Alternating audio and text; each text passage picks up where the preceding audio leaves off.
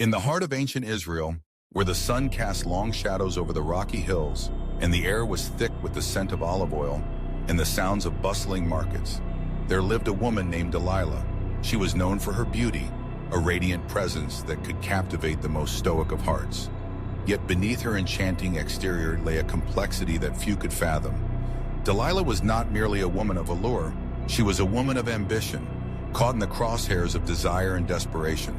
Delilah's life had been marked by struggle. Born into a family that had known poverty, she had learned early on that survival often required cunning and sacrifice.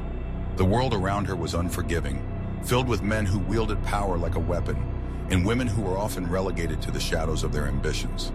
In this harsh reality, Delilah had vowed to carve out her own destiny, to rise above the limitations imposed upon her by society. She sought wealth and security, a life that would allow her to escape the clutches of despair. It was during this pursuit that she met Samson, a man whose strength was legendary.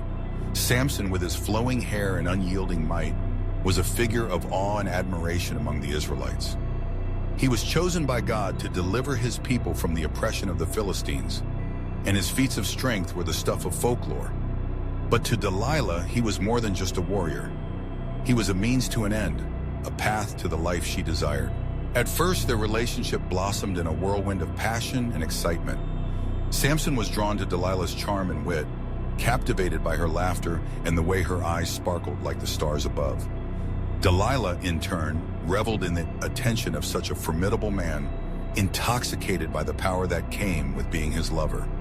Yet, as time passed, the thrill of their romance began to dim, overshadowed by the realities of their world. Delilah could not ignore the weight of her ambitions, nor could she overlook the threat that Samson's strength posed to her plans. The Philistines, ever watchful and wary of Samson's power, grew increasingly desperate to neutralize him. They approached Delilah, offering her a substantial reward for betraying the man she had come to love. They painted a picture of wealth and security, a life free from the burdens that had haunted her for so long. The temptation was potent, a siren's call that echoed in her mind. Delilah found herself at a crossroads, torn between her feelings for Samson and the promise of a better life. As she wrestled with her decision, Delilah began to observe Samson more closely. She witnessed the way he wielded his strength with ease, how he could tear apart a lion with his bare hands, and how he single-handedly defeated armies. Yet, she also saw his vulnerabilities, the moments of tenderness when he let his guard down. He spoke of his divine calling, of the weight of the mantle he bore, and Delilah realized that behind his mighty exterior lay a man burdened by expectations and responsibilities. This knowledge only deepened her internal conflict. Delilah's motivations began to shift. It was no longer just about wealth. It became a struggle for control.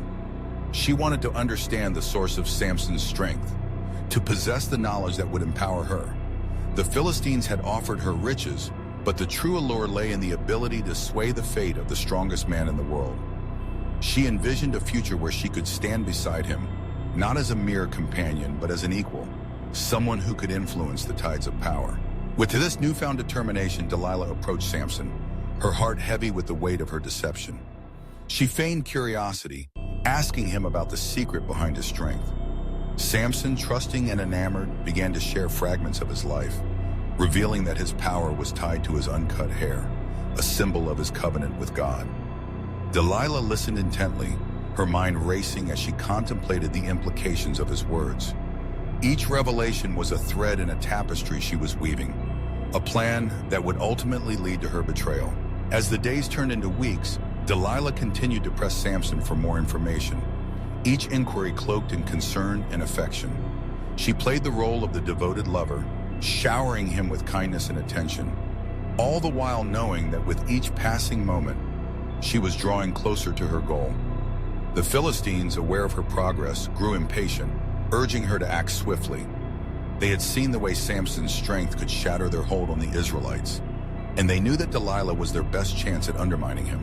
The night of the betrayal arrived, cloaked in darkness and uncertainty. Delilah had prepared a space of intimacy, hoping to draw Samson into a false sense of security. As they lay together, she whispered sweet nothings, her voice a soothing balm against the storm of her conscience. When Samson finally succumbed to sleep, she took the opportunity to summon the Philistines. In that moment, she felt a rush of power, a thrill that mingled with dread as she watched them enter her home. As the Philistines captured Samson, Delilah's heart raced with a mix of triumph and regret. She had achieved what she set out to do, but the cost weighed heavily on her soul. In betraying the man she had come to love, she had also betrayed herself, her dreams, her desires, and her very essence. The riches promised by the Philistines felt hollow in the face of her actions. In that moment, she realized the true nature of her ambition. It was a double-edged sword that had cut through the fabric of her humanity. Delilah's story did not end with the betrayal. She would carry the burden of her choice for the rest of her days, haunted by the memory of Samson, the man who had loved her and whom she had ultimately destroyed. The strong man had fallen, but in his downfall, she too had lost a piece of herself.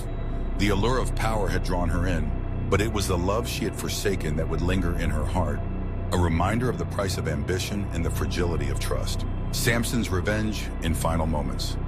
After being betrayed by Delilah, Samson was captured by the Philistines. They gouged out his eyes and took him to Gaza, where he was forced into slavery, grinding grain in prison. The once mighty warrior had been reduced to a blind and broken man, humiliated by his enemies. Samson's last stand. As time passed, his hair began to grow back, symbolizing the slow return of his strength. The Philistines, believing their god Dagon had given them victory, organized a grand feast in his honor. Thousands of people, including rulers and nobles, gathered in a massive temple to mock Samson. They brought him out as entertainment, making him stand between two central pillars, a final prayer for strength.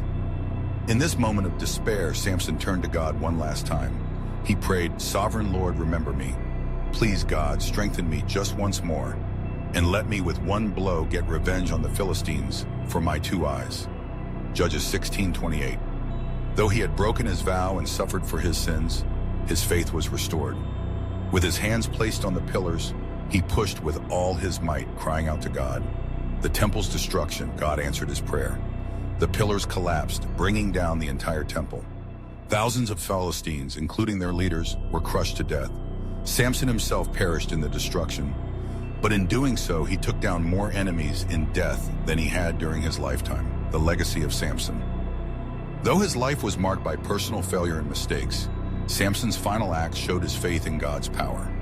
His story serves as a lesson in redemption, emphasizing that even in our weakest moments, turning back to God can bring about one final victory.